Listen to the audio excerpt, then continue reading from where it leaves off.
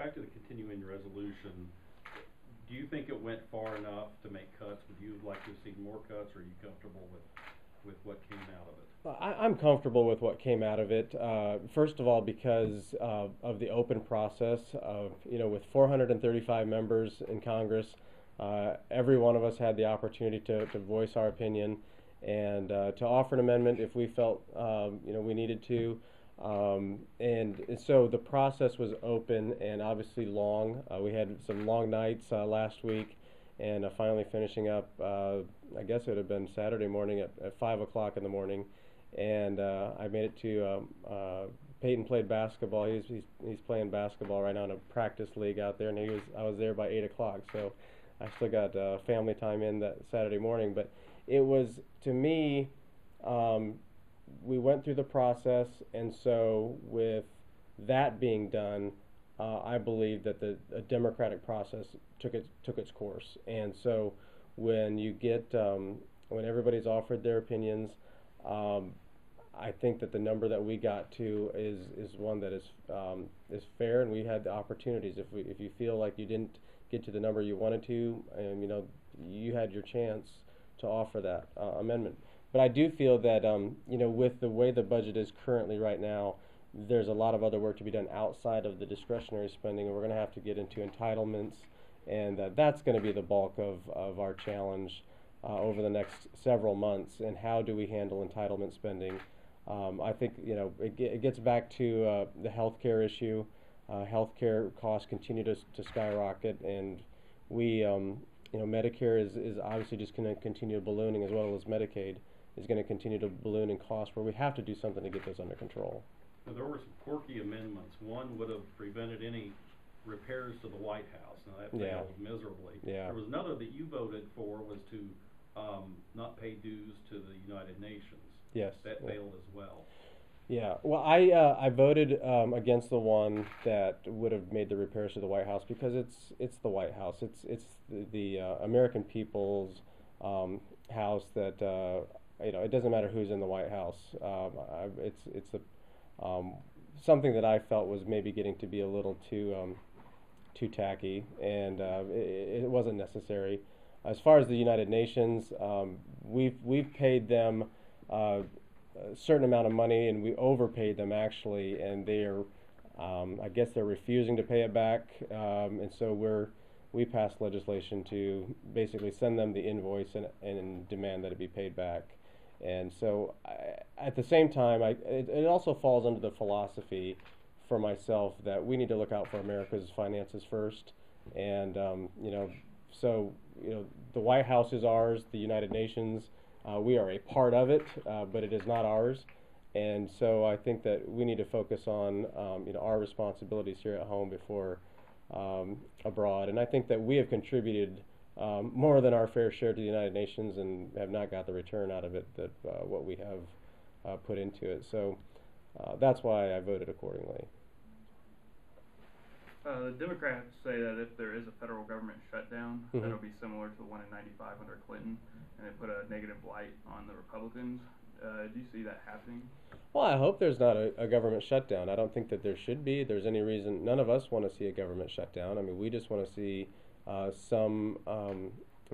Washington needs to take responsibility for the amount of spending that's going on. So there has to be some cuts. There are plenty of places to cut. There's a lot of fat in the federal budget, and that we can start with some of the things that we passed this week. So I don't think a government shutdown is necessary at all. The president has a lot of flexibility and authority, even in a shutdown, if that were to happen. But I think it's really up to the Senate now. We took our course through an open process and amendments. Now the Senate can, they can go through their process, and let's see the differences in process. And I think that the American people, from what I've heard and seen, is that the American people have appreciated up and down votes on issues. And that's one thing that I hear a lot of. People want to say, don't cram things together. Let's see up or down votes, so that way we know where our representatives stand. So I think that's one thing that we got this year, and I'm hopeful that we don't have a government shutdown. Could you speak to what's going on in Wisconsin right now, and I guess your thoughts on everything that's going on and how that relates to Yeah. talking about? Absolutely. I mean, you know, what we're seeing is a governor who realizes the fiscal situation in Wisconsin and realizes that the pensions are a big part of that.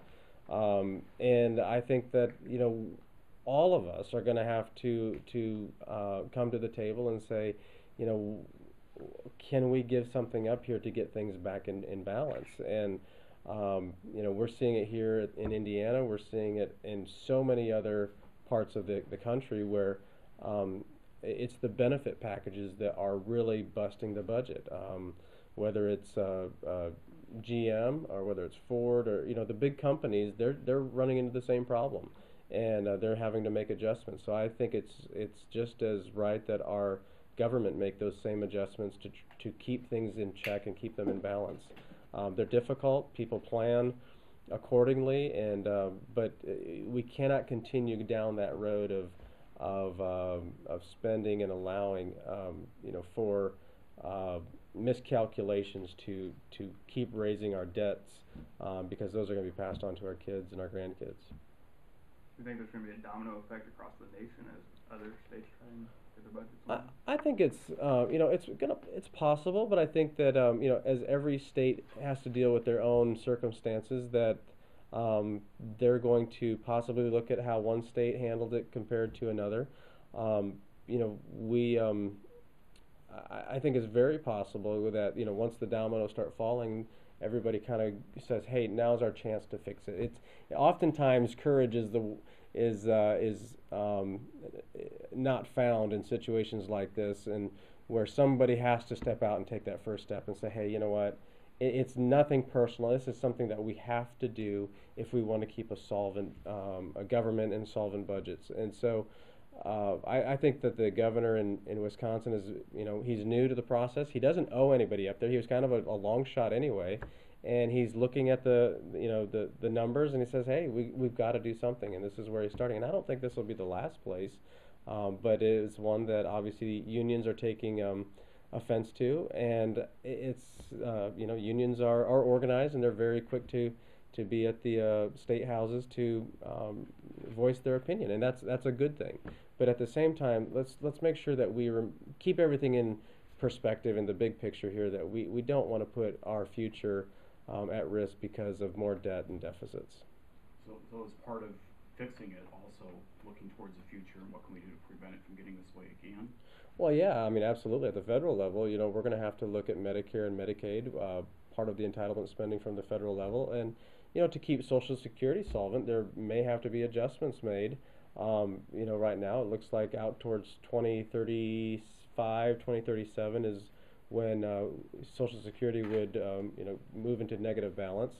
But you know, Social Security is different from Medicare and Medicaid because it's its own program, as to where Medicaid and Medicare fall under the entire federal budget, where Social Security is on the outside.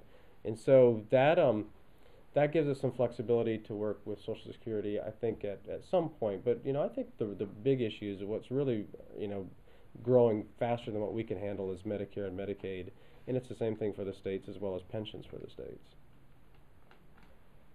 So. All right. Hey, thanks. Thank you. Appreciate it. Yeah.